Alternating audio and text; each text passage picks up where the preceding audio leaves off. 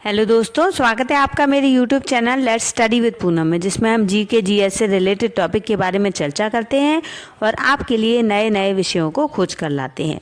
तो चलिए हम आज का वीडियो शुरू करते हैं। गौतम बुद्ध ज्ञान को उपलब्ध होने के बाद लगभग 12 साल बाद घर वापस लौटे। जिस दिन घर छोड़ा था उनका बच्चा राहुल केवल 1 दिन का था, इसलिए जब आए तो 12 वर्ष का हो चुका था। इतने लंबे समय दूर रहने की वजह से बुद्ध की पत्नी यशोधरा उनसे बहुत नाराज थी। जैसे ही गौतम बुद्ध अपनी पत्नी से मिले, जिनकी नज़रों में गौतम बुद्ध अभी भी सिद्धार्थ थे, उनकी पत्नियों ने उन पर सवालों की बौछार कर दी और कहा, मैं इतना ही जानना चाहती हूँ, क्या तुम्हें मेरा इतना भी भरोसा ना था कि मुझसे कह देते कि मैं जा रहा हूँ?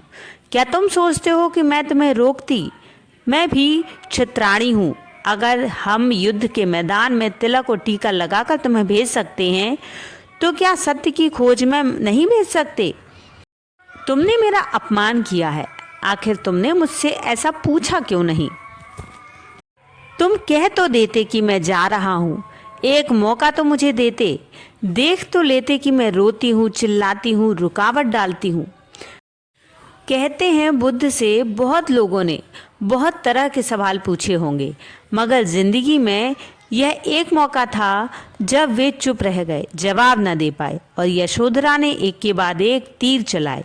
यशोधरा ने कहा कि मैं तुमसे दूसरी बात पूछती हूँ, जो तुमने जंगल में जाकर पाया, क्या तुम छाती पर हाथ रख कर कह सकते हो कि वह यहाँ नहीं मिल सकता था? यह भी बुद्ध कैसे कह सकते थे कि यहाँ नहीं मिल सकता था, क्योंकि सत्य तो सभी जगह है। जंगल में मिल सकता है तो बाजार में भी मिल सकता है। यह और बात है कि बाजार में जो हैं वह सोचते हो कि यहाँ नहीं मिल सकता, मगर मिल जाने के बाद तो कोई कैसे कहेगा कि बाजार में नहीं मिल सकता? वह तो सब जगह है। इसलिए यह सुनकर बुद्ध की फिर से आंखें झुक गईं और तीसरी बात, उसने बड़ी गहरी चोट की, मगर उस चोट ने स्वयं बुद्ध की पत्नी यशोधरा को उलझा दिया। तीसरी बात में यशोधरा ने राहुल को सामने किया और कहा कि ये है तेरे पिता, ये देख, ये जो भिखारी की तरह खड़े हैं, हाथ में भिक्षा पात्र लिए, यही तेरे पिता हैं। ये तुझे छोड़कर भाग गए थे जब तू 1 दिन का था, अभी पैदा ही हुआ था। अब ये लौटे हैं, फिर पता नहीं कब मिलना हो पाए। जा, इनसे तू अपनी वसीयत मांग ले, मांग और पूछ आखिर क्या है इनके पास तुझे देने के लिए। यह बड़ी गहरी चोट थी। बुद्ध के पास देने को था ही क्या? यशोधरा प्रतिशोध ले रही थी 12 वर्ष का, लेकिन उसने कभी सोचा भी ना था कि यह घटना यूं रुख ले लेगी, यह बात यूं बदल जाएगी। यह सवाल सुनकर बुद्ध मुस्कुराए, क्योंकि यह सवाल जो यशोधरा ने उनसे पूछ लिए थे, जिसके जवाब में उनके पास कुछ कहने नहीं था। बुद्ध ने तत्क्षण अपना भिक्षा पात्र राहुल को दे दिया और कहा कि बेटा, मेरे पास कुछ और नहीं है देने के लिए, लेकिन जो मैंने पाया है आज मैं वह तुझे दूंगा। वो है सन्यास। आज से मैं तुझे सन्यास देता हूँ, क्योंकि यही एक चीज़ है जो मैं तुझे दे सकता हूँ। यह कहकर बुद्ध ने अपने 12 वर्ष के बेटे को सन्यास दे दिया।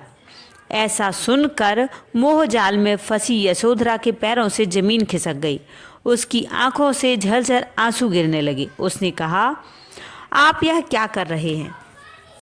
जवाब में बुद्ध ने कहा कि आखिर जो मेरी संपदा है, जो मेरे पास है, मैं वही तो दे सकता हूँ।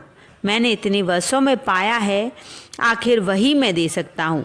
समाधि मेरी संपदा है और उसको बांटने का ढंग है सन्यास। और यशोधरा, जो बीत गई बात उसे विसार दे। आया ही इसलिए हूँ कि तुझे भी ले जाऊँ उस सत्य के मार्ग पर जो हर एक मनुष्य का परम लक्ष्य है, अर्थात मुक्ति। अब राहुल का जाना तो तय हो गया है, इसलिए कहता हूँ कि तू भी चल। जिस संपदा का मैं मालिक हुआ हूँ, उसकी तू भी मालकिन बन जा। और सच में यशोधरा ने सिद्ध किया कि वह भी एक क्षत्राणी है। तत्क्षण पैरों में झुक गई और उसने कहा कि मुझे भी दीक्षा दे दीजिए स्वामी। और दीक्षा लेकर भिक्षुओं में, सन्यासियों में यूं खो गई कि फिर उसका कोई उल्लेख नहीं आता। कभी भी उसने सन्यासियों में यह प्रकट नहीं होने दिया कि वह बुद्ध की पत्नी है, मैं विशिष्ट हूँ या मैं खास हूँ। वह यूं खो गई कि बौद्ध शास्त्रों में इस घटना के बाद उसका कोई उल्लेख नहीं आता। कैसे जी, कैसे मरी, कब तक जी, कब मरी, कुछ कहा नहीं जा सकता। वह सारे सन्यासियों की भीड़ में चुपचाप एक हो गई, यूं लीन हो गई कि डूब गई, मानो यशोधरा का नाम बुद्ध की पत्नी कभी रहा ही न गया हो। तो देखा आपने, जितने बुद्ध महान थे उतनी ही महान उनकी पत्नी भी थी, जिनके बारे में आज हमने इस वीडियो में जाना। तो दोस्तों, अगर वीडियो आपको पसंद आया हो तो चैनल को लाइक, शेयर, सब्सक्राइब ज़रूर करें। धन्यवाद।